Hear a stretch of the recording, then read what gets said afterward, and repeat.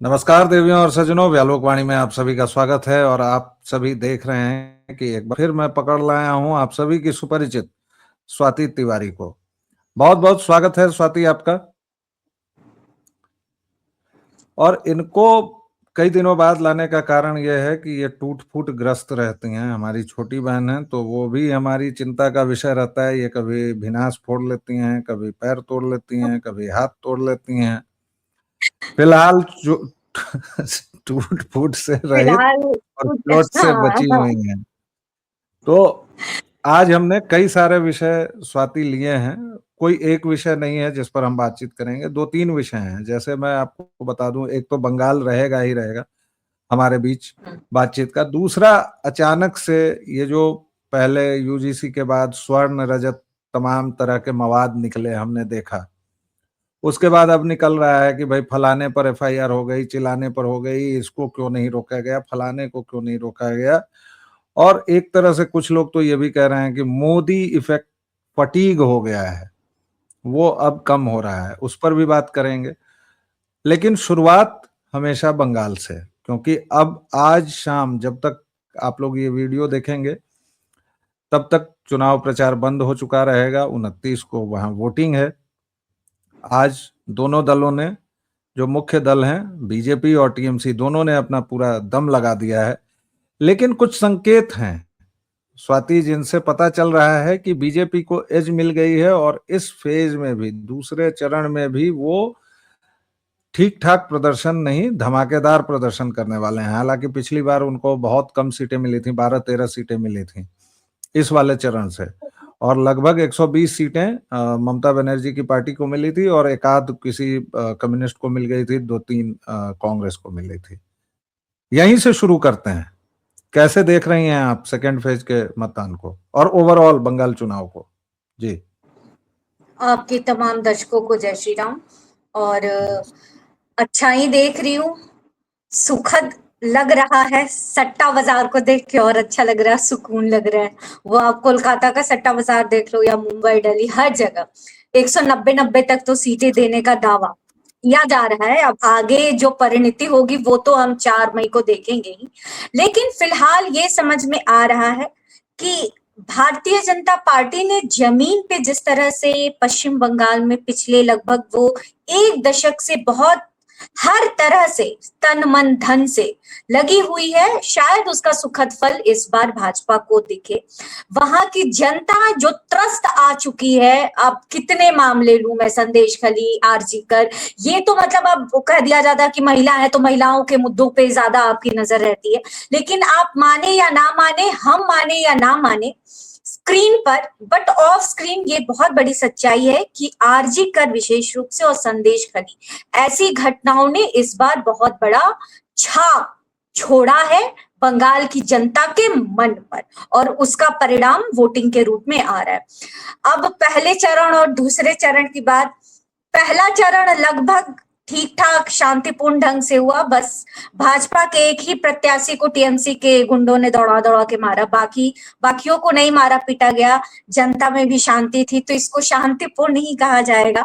अब दूसरे चरण में देख लेते हैं क्या होता। बम्पर वोटिंग, मतलब अप्रोक्सीमेटली 90% नहीं कहा जा सकता है। और एक बात मैं यहाँ पे जोड़ना चाहूंगी कि मैं पिछले 2-3 महीनों से जब बड़े बड़े जो दिल्ली के पत्रकार हैं उनके ट्वीट्स देख रही थी, तो वो लिखते थे कि उनकी काम वाली जो गृह सहायिका है वो जा रही है, क्योंकि मैक्सिमम बंगाल से हैं। यहाँ पे दिल्ली एनसीआर में जितनी भी आपको हाउस हेल्प मिलेंगी, वो चाहे आपको स्त्री मिले या पुरुष मिले, पुरुष मतलब जो कारपेंटर से लेकर के जो प्लम्बर से लेकर के, वो मैक्सिमम लोग बंगाल से, और आज से नहीं है, काफी समय से है। तो वो लोग लिख रहे थे कि वो लोग जा रही हैं। फिर मैंने सोचा कि भैया ये उन्हीं के साथ हो रहा है क्योंकि वो बड़े पत्रकार हैं, हम लोग छोटे मोटे हैं, तो हमारे साथ क्यों नहीं हो रहा है। तो जब मैंने अपने सोसाइटी में और आसपास देखने का और समझने की कोशिश की, तो ये सच बात है, बहुत बम्पर वोटिंग का सबसे बड़ा कारण है कि जो प्रवासी हैं वो गए हैं, दोनों पक्ष से गए हैं। एक, दीदी को जाने नहीं देना है, और दूसरा, दीदी को आने नहीं देना, और दोनों की संख्या है। मतलब मेरे नजर में एक अच्छे खासे एरिया पे जो हाउस हेल्प है उनके बीच को तो देख करके बात करके मुझे ये बात समझ में आई है। तो आगे देखते हैं 4 मई और 29 सबसे पहले शांतिपूर्ण ढंग से बीत जाए। चुनाव आयोग का काम शानदार, हालांकि एसआईआर पे जिस तरह की चीजें आई, मेरे इफ एंड डाउट अभी भी हैं। प्रशासन को लेकर के नहीं है, मुझे अब कभी और चर्चा करेंगे कि क्यों आपने आधार कार्ड को लेने दिया, क्यों नहीं किया एसआईआर। अब मुझे लगता है कि अभी भी जो शुद्धिकरण होना चाहिए वो नहीं हुआ है। सीधे बात करने का मतलब है कि जो प्योरिटी चाहिए थी अभी भी हमें वो। जी, ये आपकी ही चिंता नहीं है, ये हम लोगों की भी चिंता है। जो बिहार में हमने एसआईआर देखा उसमें भी पूरा शुद्धिकरण नहीं हुआ है। अब उत्तर प्रदेश में शायद हो इन बातों से सबक लेके। हालांकि बंगाल में तो इतना एसआईआर करने के लिए क्या क्या करना पड़ा, खुद सुप्रीम कोर्ट को बैठना पड़ा, खुद सुप्रीम कोर्ट को हर एक 5वें दिन लतार लगानी पड़ी ममता बनर्जी को। और इतना ही नहीं, सुप्रीम कोर्ट ने कहा कि आपका बस चले तो हम एक अलग से अदालत ही बिठा देते हैं, एक बेंच जो केवल बंगाल और एसआईआर पर बात करेगी। ये भी कहा हमारे चीफ जस्टिस ऑफ इंडिया ने। बहरहाल, आपने महिलाओं की बात की, आपने कहा कि महिलाएं हैं तो महिला के मुद्दे उठाएंगी। हालांकि मैं इस वर्गीकरण को नहीं मानता, लेकिन वहीं 2-3 महिलाओं के नाम देता हूं और उनके कारनामे बताता हूं। एक है सागरिका घोष जी। उन्होंने कहा कि दिल्ली में इन्होंने घटिया वादा किया 3,000 रुपए का, मैं तो दिल्ली से हूं, मुझे नहीं मिले 3,000 रुपए। अब उनको जाके आप समझाइए कि भाई वो सांसद महोदया हैं, उनको 3,000 रुपए में वो किस खाते में आएंगी और क्यों मिलेगा। दूसरी एक शायनी घोष हैं, उनके हृदय में काबा, आंखों में मदीना रहता है। माने माने हृदय माझे काबा, अमर नयने मदीना। अब वो जय हनुमान ज्ञान गुण सागर गा रही हैं, हनुमान चालीसा गा रही हैं। कहा यह भी जा रहा है कि सेकेंड फेज का जो मतदान है वो योगी आदित्यनाथ बनाम शायनी घोष हो गया है। ममता बनर्जी अलग कहर ढा रही हैं। वो कह रही हैं कि गृह मंत्री शोहदों की तरह बात कर रहे हैं। वो कह रही हैं कि प्रधानमंत्री पहलगाम की चिंता करें, बंगाल की नहीं करें। ये छटपटाहट, घबराहट है या आत्मविश्वास है कि टीएमसी को लग रहा है कि कितना भी ये लोग कर लें, क्योंकि बंगाल को देखते हुए हिंसा तो नहीं हुई है, उसको तो मैं माइनस कितना में ले जाऊंगा उसका कोई ठिकाना नहीं है, जिस महाजंगल राज को हम लोग जानते हैं। लेकिन फिर भी ये लोग बाज नहीं आ रहे हैं। 100 देसी बम मिले हैं बांगर से।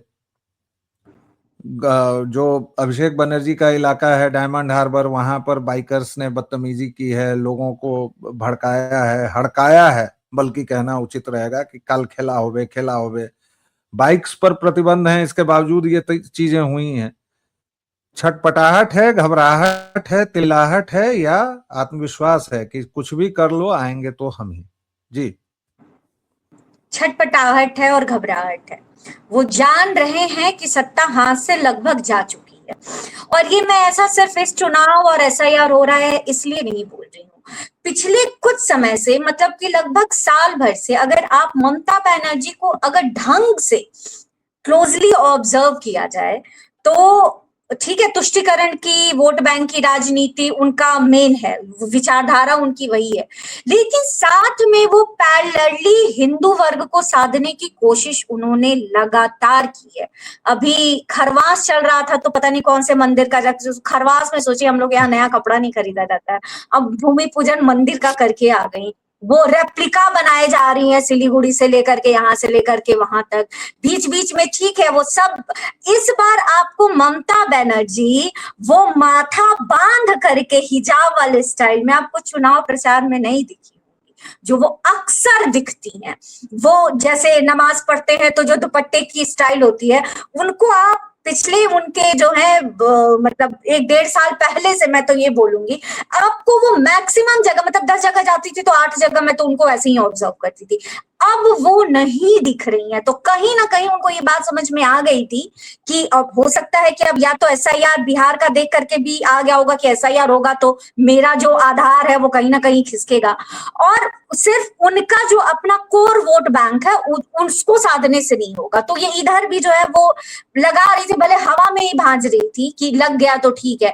तो एक ये ऑब्जर्वेशन छोटी सी है कि वो साधने की कोशिश कर रही थी। अब देखिए मक्का मदीना से जो है वो उनकी टीम की जो बेस्ट प्लेयर्स होती हैं, सागरिका घोष और ये सब तथाकथित पत्रकार जो बिल्कुल गोदी मीडिया नहीं है, नाम ना लीजिएगा, इनको गोदी मीडिया कहिएगा नहीं, क्योंकि ये पत्रकारिता करते करते बस ये कुछ चंद लोग हैं जो या तो प्रवक्ता बन गए हैं या राज्यसभा पहुंच गए हैं या फिर हर चैनल्स पे बैठ करके एकदम फ्रंट में बैठ करके बैटिंग कर रहे हैं, लेकिन ये गोदी मीडिया नहीं है।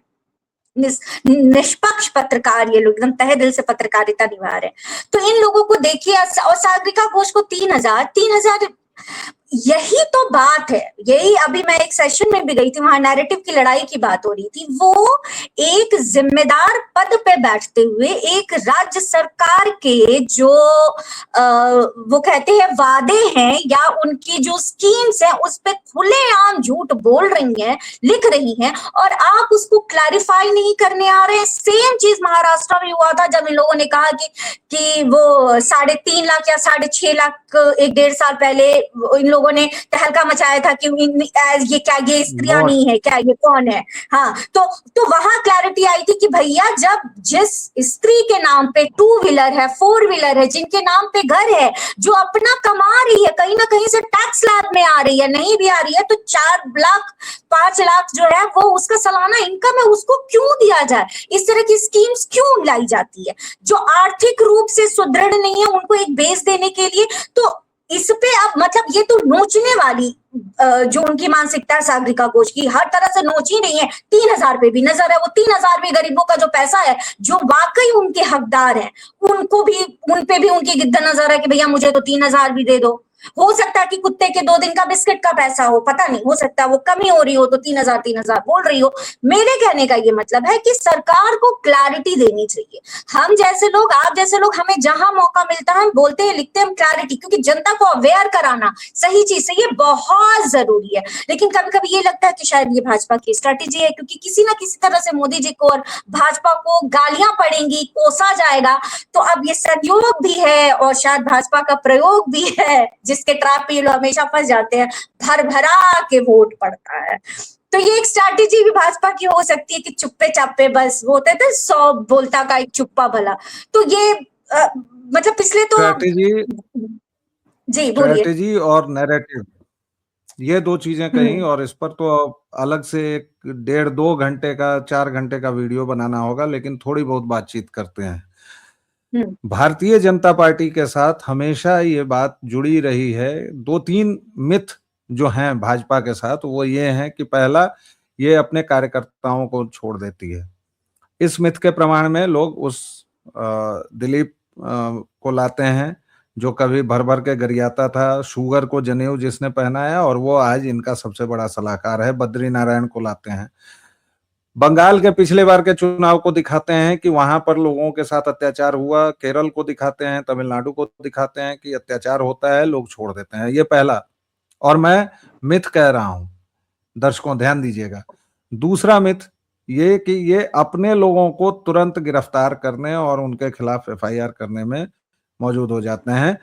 इसका प्रमाण दिया जाता है सलीम वास्तिक की गिरफ्तारी, वो 95 का मुकदमा हो चाहे जो भी हो, उस पर अभी बातचीत करेंगे।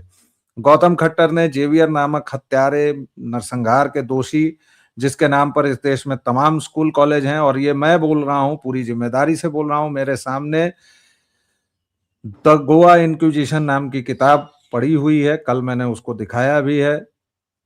जिसको भी इसमें दिक्कत हो, संदेह हो, थोड़ा सा इतिहास की गलियों में घूम के आ जाए। ये बात वही है कि हमारे यहाँ हत्यारों को गाजी बाबा बना दिया गया, हमने उनकी मज़ारें बना दी, और हमने नरसंहार करने वालों को, मानवता के सबसे बड़े विरोधियों को सेंट बना दिया।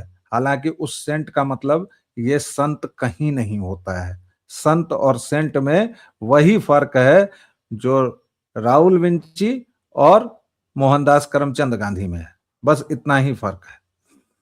लेकिन ये नैरेटिव निर्माण में आपकी भाजपा कह रहा हूं, अगर आपको ऐतराज हो तो उसको हटा भी सकती हैं।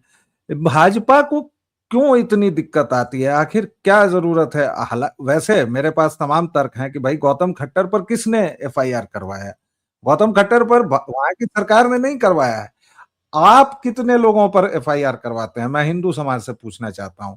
आपके लिए राम और कृष्ण का अपमान उतना बड़ा नहीं है जितना आपकी जाति का अपमान है। यूजीसी के मुद्दे पर आपका स्वर्ण रजत भाव बोध तुरंत जागृत हो गया है, लेकिन हमारे प्रभुओं को, हमारे आराध्यों को जो कहा गया, उस पर आपने कितने मुकदमे किए हैं? आप कितनी बार सड़कों पर उतरे हैं? आपने किसी को एक थप्पड़ भी मारा है क्या?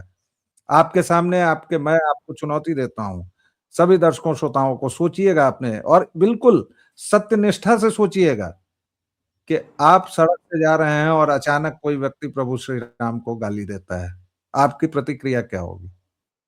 सोचिएगा इस पर, और बाकी बातें स्वाति से सुनेंगे। जी जी, नैरेटिव की बात आपने कही तो मुझे अचानक से कुछ याद आ गया। हमारे सनातन में कहते हैं सत्यम ब्रूयात प्रियम ब्रूयात न ब्रूयात सत्यम अप्रियम प्रियम च नारृतम ब्रूयात एषः धर्मः सनातनः। ये सनातन की परिभाषा है। सत्य बोलिए, प्रिय बोलिए, ऐसा सत्य मत बोलिए जो अप्रिय हो। तो हमें वार्तालाप कैसी करनी चाहिए, ये बात रखा हुआ है। ये मोदी सरकार तथा कथित रूप से प्रो सनातनी, हिंदुत्ववादी, और जब मैं फैक्ट, सत्य, प्रिय इन सब को देखती हूं और फिर इनके रिएक्शन देखती हूं, तो मुझे सबसे आगे चेहरा जिसका लगता है वो मुझे नुपुर शर्मा दिखती है। नुपुर शर्मा की भाषा अमर्यादित नहीं थी, फैक्ट गलत नहीं थे। हश्र क्या हुआ, और वहां तो किसी और ने एक्शन नहीं लिया था, वहां तो भाजपा ने ही एक्शन लिया था। अब थिथरई में और बहुत हद तक सच्चाई को देखते हुए हम मान सकते हैं कि उनकी सिक्योरिटी के लिए, मतलब नुपुर शर्मा की सिक्योरिटी के लिए ये सारे काम किए गए, क्योंकि वो नजर में चढ़ गई। और परिणति, मतलब हम लोगों ने देखा कि जहां इन लोगों ने नहीं ध्यान दिया, जैसे कन्हैया लाल, तो वहां हमने मतलब जो रिजल्ट था वो भी हमारे सामने था कि क्या हुआ। तो एक फैक्ट हम कह सकते हैं, बहुत हद तक यहाँ सच्चाई भी, कि शायद इस वजह से नुपुर शर्मा के साथ ऐसा कर दिया गया। लेकिन जब हम और आप बोलते हैं ऐसे विषयों पर, मतलब अगर वो पॉलिटिकल विषय नहीं है, सेंट जेवियर पे बोलना पॉलिटिकल विषय नहीं है, इस्लाम पे बोलना पॉलिटिकल विषय नहीं है, जाति पे बोलना पॉलिटिकल विषय नहीं है, ये सारे सामाजिक विषय हैं। अब सामाजिक विषयों पर अगर समाज के जो पुरोधा हैं या जो इंटेलेक्चुअल्स हैं वो नहीं बोलेंगे, वो नहीं बताएंगे, वो जनता के सामने रूबरू नहीं होंगे, तो कौन करेगा? क्या नेता आकर के बताएंगे? नेता तो आकर के बताएंगे नहीं, वो तो अपना पॉलिटिकल काम करेंगे। तो सबसे पहले तो ये समझना, पॉलिटिकल और सोशल, भैया आप अपना काम कर रहे हैं, आपके काम में कोई हस्तक्षेप नहीं है। तो जो सोशल लोग हैं, जो सोशली अवेयर लोग हैं, और जो वाकई में, देखिए, और एक बात और ध्यान रखिएगा, क्योंकि ये जो इन विषयों पे बोलते हैं ना, वो कभी भी किसी एक पक्ष को पूरा कवर नहीं देते हैं, क्योंकि वो ओवरऑल देख रहे हैं। अभी आपने कहा कि जाति की बात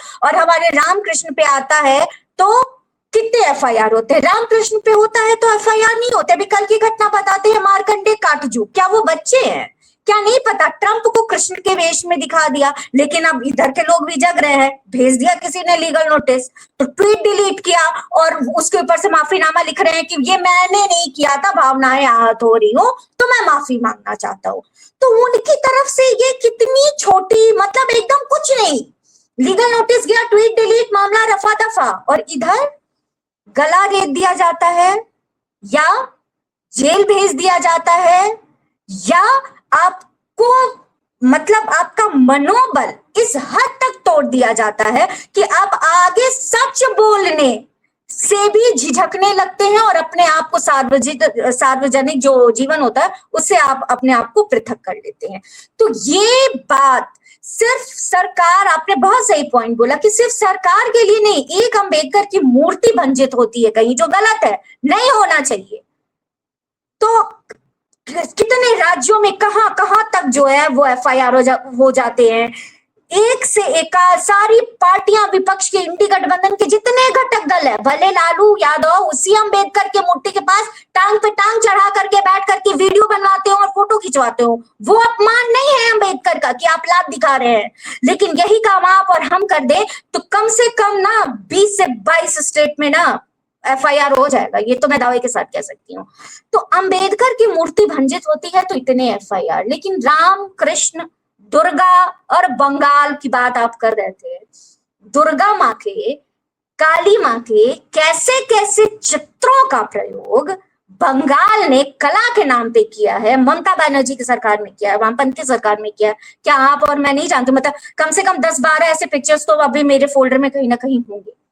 तो कहने का ये है कि हमको और आपको हर बात में तलवार निकालने की भी जरूरत नहीं है। अगर वो FIR कर, वो सबसे बड़ी बात होती है मनोबल तोड़ना, तो आप इस पिच पे क्यों नहीं खेल पाते हैं? मैं, आप, हम लोग इस पिच पे क्यों नहीं खेल पाते हैं? तो जब तक हम नहीं मानेंगे, जो आपने कहा कि हम जात से बढ़ करके नहीं आगे उठेंगे, और जब हमें यही नहीं पता कि सवर्ण होता है कि स्वर्ण रजत हीरक होता है, जब हम यही नहीं जानते हैं तो हम आगे और क्या ही बात करें। तो हमारे लिए वो अपमान नहीं है, लेकिन बोल दिया कोई ब्राह्मण को लेकर के, राजपूत को लेकर के, या फिर SC ST, तो मैं नाम नहीं लूंगी कि पता नहीं मेरे ऊपर भी FIR हो जाएगा। मैं बहुत बच करके चलती हूँ। हालांकि अब धमकियां मिल रही हैं कि अंबेडकर जी के ऊपर मैंने भी फैक्चुअल वीडियो ही बनाया था, लेकिन 7 धमकी मिल गई है कि FIR करा रहे हैं। तो ठीक है, देखा जाएगा अगर ऐसा कुछ होता है तो फैक्ट्स बोल करके, अच्छे से बोल करके, समझा करके। और मजे की बात तो ये है कि मैंने अंबेडकर की ही किताब को कोट किया था, मैंने किसी और को तो कोट भी नहीं किया था, मैंने तो उन्हीं को कोट किया था। तो खैर, तो ये कहने का मतलब है कि आप और हमें सच में, मैंने कल भी एक पोस्ट लिखी, मैंने लिखा था कि सनातन के मूल के प्रति हम सब बोलते हैं जाना होगा जाना होगा, कैसे जाना होगा? ऐसे जाना होगा। गौतम खट्टर के साथ कितने लोग खड़े हैं जिसने फैक्ट बोला? नुपुर शर्मा के साथ कितने लोग खड़े हैं? कन्हैया लाल के परिवार का क्या हो रहा? उनके बेटे ने शायद अभी तक चप्पल नहीं पहनी है, अगर मेरी जानकारी, अगर यादाश्त ठीक है तो। कितने लोग, हम लोगों ने उनको आर्थिक मदद की जरूरत है, कितने लोगों ने आर्थिक मदद की? नहीं की, हम नहीं करते हैं। हम अब तो सोशल मीडिया जब से आ गया है तो हम लोग भी बयानवीर है भाई, सिर्फ सरकारें और नेता लोग थोड़ी बयानवीर है। उन लोगों से बड़े बड़े बयानवीर तो अब हमारे बीच में हम लोग हो गए हैं। बिल्कुल तो कहने बिल्कुल। का और हाँ जी, नहीं नहीं, आप अपनी बात कंप्लीट करें प्लीज जी। तो कहने का यही है कि नैरेटिव की लड़ाई हो या कोई भी बात हो, हर बात पे हम सरकार को दोष नहीं दे सकते।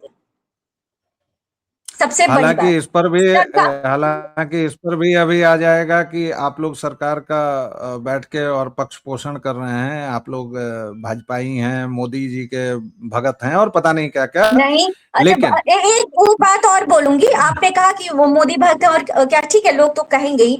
अभी आपने सलीम वास्तिक का नाम लिया, मैं नहीं मानती हूँ कि उनको कोई, जैसे कि मतलब गजब है, आपकी भावनाएं इतनी जुड़ी हुई है कि एक तो धृतराष्ट्र और एक गांधारी जानबूझ करके हाथ पे पट्टी बांधी कि उनको बचाने के लिए, उनकी सिक्योरिटी के लिए। तो सबसे बड़ा सवाल तो प्रशासन पे, आप गुइयां झेल रहे थे इतने समय से, और ये कौन सी स्ट्रैटेजी होती है? और अगर आप वाकई में अगर उस पूरी रिपोर्ट को देखोगे तो लगा कि फिंगरप्रिंट के बेस पे पकड़ा गया है, फिंगरप्रिंट। तो मैं तो नहीं मानती कि सलीम खान का और सलीम वास्तिक का फिंगरप्रिंट, DNA अलग अलग हो जाएगा। भैया ऐसा होगा तब तो US वाले उठा के ले जाएंगे सबसे पहले कि ये अद्भुत चमत्कार हुआ कैसे। तो कहने का मतलब ये कि आप अंधभक्ति मत कीजिए, लेकिन सवाल पूछिए। यहाँ पूरा का पूरा सरकार फेल के प्रशासन का फेल्योर है। अब वो किस मामले के बाद वो DNA या फिंगरप्रिंट तक, या हो सकता है कि अभी जो जानलेवा हमला सलीम जी पे हुआ था, सलीम जी देखिए अभी भी इज्जत ही निकल रहा है, क्योंकि वो कुछ तो भलाई का काम किए ही है। भले अब वो एक 13 साल के बच्चे के अपहरण और सजा याफ्ता, निचली अदालत ने उन्हें सजा दी है। इस बात को दर्शकों को, जनता को समझना चाहिए। कोई ऐसा नहीं है कि वो आंख सोची सुनवाई चली है 5-7 साल, और हो सकता है पहचान में ना आया हो, कोई बड़ी बात नहीं है। तो प्रशासन को, सरकारों को, उनके साथ साथ आम जनता को हर लेवल पे अवेयर होने की जरूरत है, सच समझने की जरूरत है। हर कोई बोल नहीं सकता है, हर कोई लिख नहीं सकता है, आप साथ खड़े भी नहीं हो सकते, लेकिन मौन से होता है ना कि बाप जो होता है ना वो हर बार बेटे को कर लो कर लो कर लो, अरे कर लो ऐसे नहीं बोलता है। कई बार साथ देने का मतलब होता है चुपचाप हाथ पकड़ लेना, वो आपको समझ में आ जाता है कि लोग आपके साथ हैं, उनकी पूरी ऊर्जा आपके साथ है। तो हम और ठीक है आप, हाँ, तो जी। साथ देने का जरूरत है, वो जनता हो और प्रशासन से सवाल पूछिए, सरकार किसी को जो है ना भगवान मत बनाइए, किसी को मत बनाइए। जी, तो दर्शकों श्रोताओं, किसी को भगवान मत बनाइए। वैसे आपके लिए मैं, चूंकि हमारी बहन जी ने कुछ आपको कॉन्स्पिरेसी थियरीज नहीं दी हैं, मैं दे देता हूं चलते चलते। सलीम वास्तिक पकड़े गए एक मुकदमे में जो 1995 का है, ठीक है, और वो व्यक्ति कम से कम पिछले 5 वर्षों से यूट्यूब पर रोज आ रहा है। वो व्यक्ति रोज उसी इलाके गाजियाबाद लोनी में घूम रहा है। मुद्दा कहाँ का है, केस कहाँ का है, एनसीआर का है, कोई अंडमान निकोबार का नहीं है। आज की डेट में सोशल मीडिया पर, और तब वो इतने इससे अकड़ के साथ वो घूम रहा है, चल रहा है। एक तो उसका दिमागी तवाजुन सोचिए कि भाई इतना बड़ा वो हो गया कि वो इस तरह से, और दूसरे अपनी दिल्ली पुलिस, महान पुलिस, कि वो ये सोच ही नहीं पा रही है कि भाई फोटो नाम की एक चीज होगी ना। 1995 में तो कैमरे आ चुके थे, तो क्या किसी की नजर ही नहीं पड़ी? ये पहली कॉन्स्पिरेसी थ्योरी। दूसरी, कल ही माननीय जफर सरेश वाला जी मिले हैं 14 मोमिनों के साथ, हमारे भारत के जेम्स बॉन्ड अजीत डोभाल जी से। उस पर भी सोचिएगा भाई। मियाँ लोगों में भी तो होड़ लगी रहती है ना कि ये मुद्दा न बन जाए, ये कहीं सत्ता के करीब ना आ जाए। हम भारतीयों का चरित्र क्या है? बहुत घटिया चरित्र है, और इसमें कहीं कोई शक नहीं है। हम भारतीयों में से 80-90% लोग इस देश को कहीं भी किसी भी परिस्थिति में बेचने को तैयार है। भला हो वो 5-10% का, जिसकी वजह से ये देश हिंद महासागर में अभी तक नहीं गया है। अब उसमें कौन से पाले में आप हैं, मैं हूं, वो सब देख लीजिए। तो दूसरी कॉन्स्पिरेसी थियरी ये, लेकिन मुख्य मुद्दा वही है जो स्वाति ने कहा है। आखिर अंबेडकर को नया पैगंबर बनाने की नरेंद्र मोदी को क्या जरूरत पड़ी? उन्हें क्यों यह याद करना पड़ा कि वो अति पिछड़े वर्ग से हैं या पिछड़े वर्ग से? क्योंकि उन्होंने देखा कि अंबेडकर के प्रति वही जुनून है जो मोहम्मद के प्रति मजहबियों का है। क्योंकि उन्होंने देखा कि एक नई धारा बह रही है नवबौद्ध के नाम पर, और वो हिंदुत्व के ही खिलाफ जा रही है। ये आपको नहीं दिखाई दे रहा है? आप क्यों उसके बरक्स खड़े हो गए हैं? आपने क्यों उसको इस्लाम और क्रिश्चियनिटी बना दिया है? आप अपने मोहल्लों में जहां यह विष अभी नहीं फैला है, क्या आप किसी एससी एसटी परिवार में गए हैं? उसके सुख दुख में शामिल हुए हैं? उसकी शादी में गए हैं? या कि केवल स्वर्ण और रजत वाला मवाद निकल रहा है? इन सभी सवालों के साथ, क्योंकि आप जानते हैं कि व्यालोकवाणी पके पकाए रटे रटाए उत्तर नहीं देता, वह आपको सवालों के साथ छोड़ जाता है। ऐसा नहीं है कि इनके उत्तर मैं नहीं दूंगा, मैं दूंगा, लेकिन यह एक सतत प्रक्रिया है डायलॉग की। क्योंकि मैं बाकी यूट्यूबर्स की तरह नहीं कर पाता हूं कि मैं आऊं 10 मिनट ज्ञान दूं और चला जाऊं, नहीं, प्लीज। इसलिए मैं इन सवालों के साथ आपको छोड़ के जा रहा हूं। स्वाति ने जो कुछ कहा है उस पर विचार कीजिए, और फिर अगले वीडियो में हम लोग मिलकर आपके जो कमेंट्स आएंगे उनके आधार पर फिर बातचीत करेंगे। स्वाति, आपका बहुत बहुत धन्यवाद, आपने अपने व्यस्त शेड्यूल में से हमें समय दिया। दर्शकों श्रोताओं, एक छोटा सा विराम, फिर मिलेंगे। तब तक व्यालोकवाणी को देते रहिए इसी तरह अपना स्नेह और प्रेम, बड़ा अच्छा लगता है साहब। और ख्याल रखिएगा अपना, स्वस्थ रहिए। जय जय सिया राम।